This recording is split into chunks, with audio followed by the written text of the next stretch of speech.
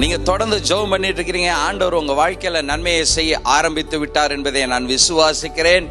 சங்கீதம் 1:3 சொல்கிறார், அவன் நீர்க்கால்களின் ஓரமாய் நடப்பட்டு தன் காலத்திலே தன் கனியை கொடுத்து இலையுதிராது இருக்கிற மரத்தை போல் இருப்பான். அவன் செய்வதெல்லாம் வாய்க்கும். ஹல்லேலூயா, glory to God. இந்த வார்த்தையின்படி இந்த வருடம் முழுவதும் உங்களுடைய வாழ்க்கையில ஆண்டவர் நன்மையானவைகளை செய்வாராக. இந்த வருடம் ஒரு செழிப்பு, ஒரு ப்ராஸ்பரிட்டி உங்களுடைய வாழ்க்கையில உண்டாயிருக்கும் என்று சொல்லி ஆசீர்வதிக்கிறேன்.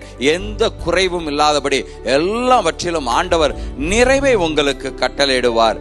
God bless you. நான் உங்களுக்காய் ஜெபிக்கிறேன். எங்களை அதிகமாய் நேசிக்கிற எங்கள் அன்பின் ஆண்டவரே, தொடர்ந்து ஜெபித்து கொண்டு இருக்கிற உம்முடைய பிள்ளைகளுடைய வாழ்க்கையில உம்முடைய நிறைவான ஆசீர்வாதம் உண்டாகட்டும்.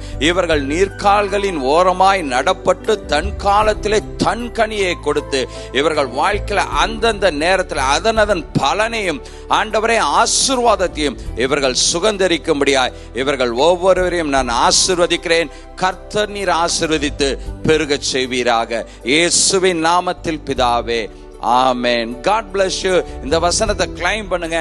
ஆண்டவர் உங்க வாழ்க்கையிலும் உங்கள் குடும்பத்திலும் உங்கள் பிள்ளைகள் வாழ்க்கையிலும் ஆண்டவர் பெரிய நன்மைகளை செய்ய தயாராக இருக்கிறார். விசுவாசத்தோடு நன்மைகளை பெற்றுக்கொள்ளுங்க. God bless.